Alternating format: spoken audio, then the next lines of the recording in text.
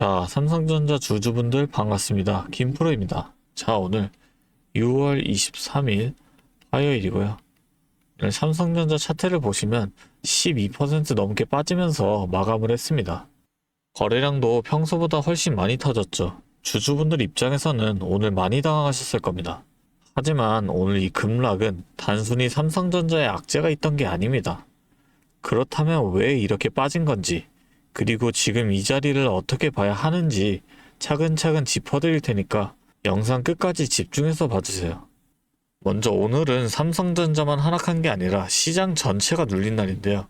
이유가 크게 두 가지입니다. 첫 번째로는 전 세계 연기금의 대규모 매도입니다. JP모간이 경고했던 내용인데요.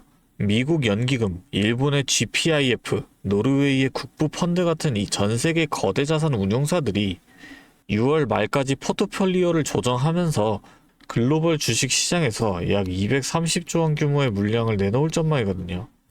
이 자금들이 한꺼번에 시장에서 빠지다 보니 어떤 종목을 사도 지수가 눌리는 구간이 만들어진 거죠.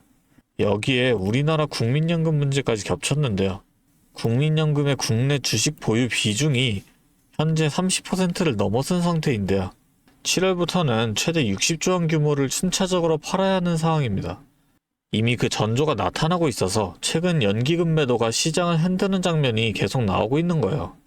두 번째로는 이 연준의 불확실성입니다. 워시 연준 의장이 앞으로 금리 방향에 대한 힌트를 거의 주지 않겠다고 했는데요.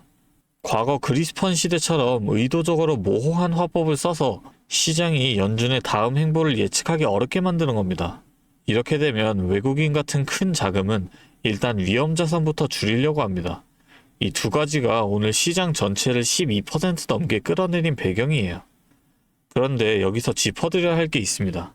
오늘 삼성전자가 하락한 건 회사 자체의 상황이 나빠서가 아니라는 거예요. 오히려 삼성전자의 실적 전망은 지금 역대 최고 수준입니다. 올해 2분기 영업이익 전망치가 불과 3개월 전만 해도 47조 원에서 지금은 87조 원으로 거의 2배 가까이 뛰었는데요. 키움증권은 아예 100조 원을 전망했을 정도입니다. 왜 이렇게 전망치가 계속 올라가냐? 지금 메모리 반도체 시장이 공급자 우위 구조가 됐기 때문인데요.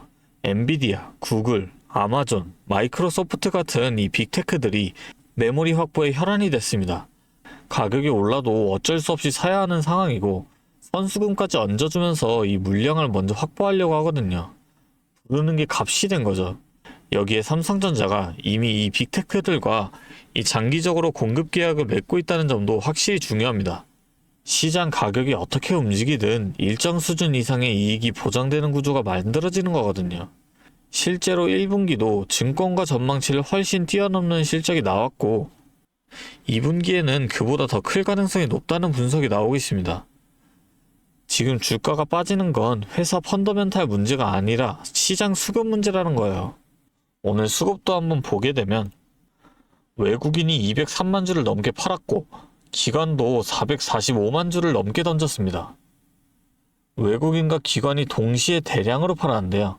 그 물량을 개인이 635만 주나 넘게 받아내는데요. 오늘 이 구조가 어떤 의미냐? 펀더멘탈을 보는 개인들이 싸게 담아가는 건지 아니면 외인과 기관이 더 싸게 살려고 이 개인 물량을 흔들어내는 건지 이 판단이 지금 가장 중요합니다. 다만 한 가지는 분명합니다. 이 연기금과 외국인의 수급 이탈은 시장 전체의 리밸런싱 문제라는 거예요. 이런 성격의 매도는 수급 이슈가 해소되면 가장 빠르게 돌아오는 매도기도 합니다. 여기에 더해 앞으로 방향을 결정할 핵심 변수가 있는데요. 바로 7월 초에 6월 FOMC 의사록이 공개됩니다. 이 의사록에는 연준 위원들이 앞으로의 이 금리를 어떻게 할지 속마음이 담겨 있거든요. 만약 물가가 안정되고 있다는 신호가 나오면서 의사록이 비둘기파적으로 나온다면 지금 시장을 누르고 있는 이 불확실성이 거치면서 외국인 자금이 다시 들어올 수 있습니다. 그렇게 되면 오늘 이 자리가 좋은 분할 매수 구간으로 확인되는 거죠.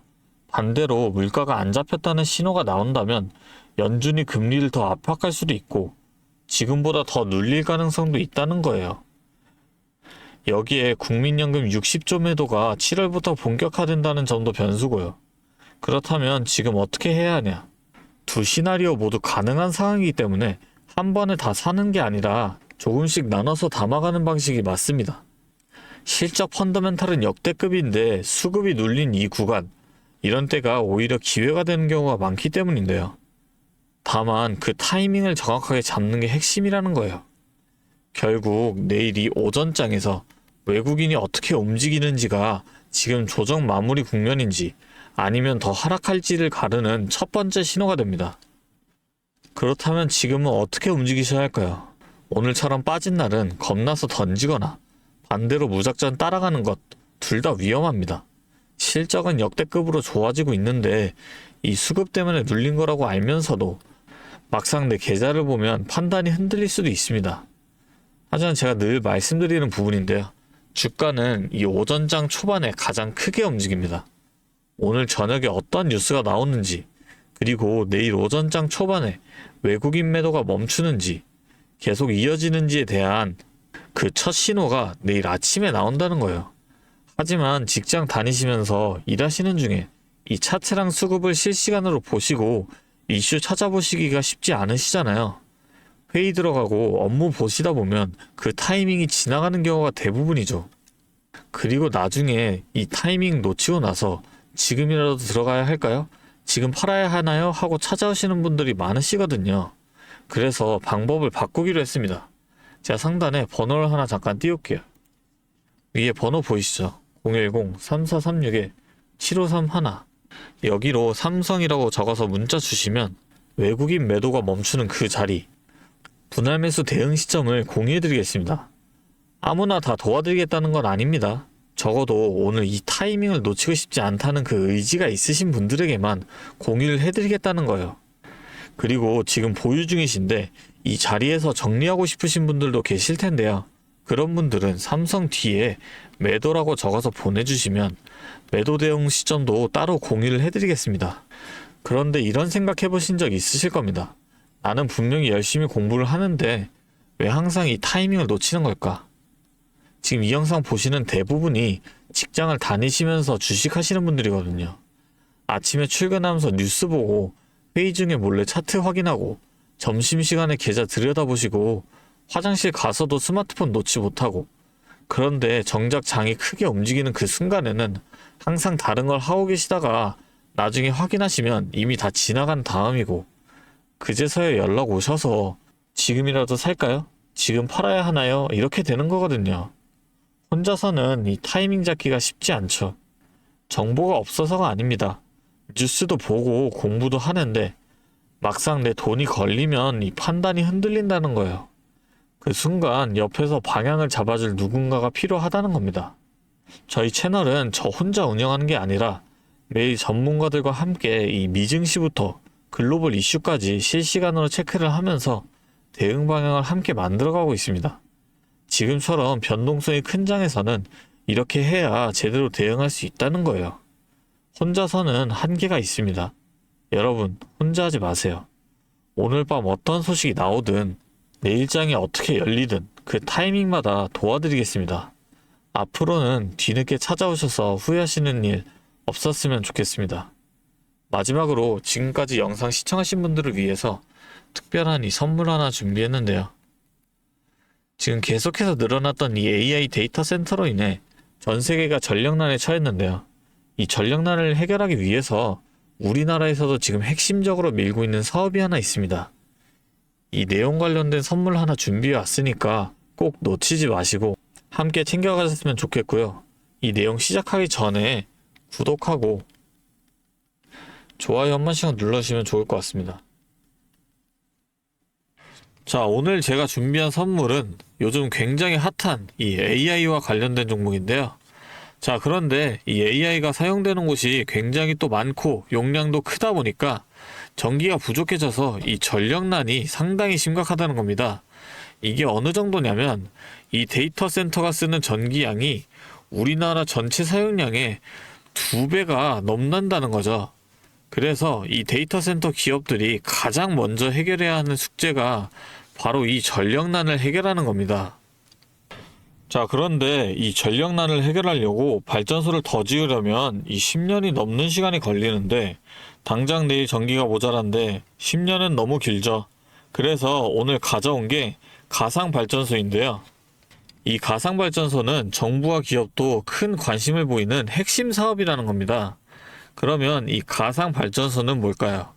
실제로 발전소를 짓는 게 아니라 여기저기 흩어져 있는 전기들을 네트워크로 묶어서 하나의 발전소처럼 통합 관리하는 시스템인데요.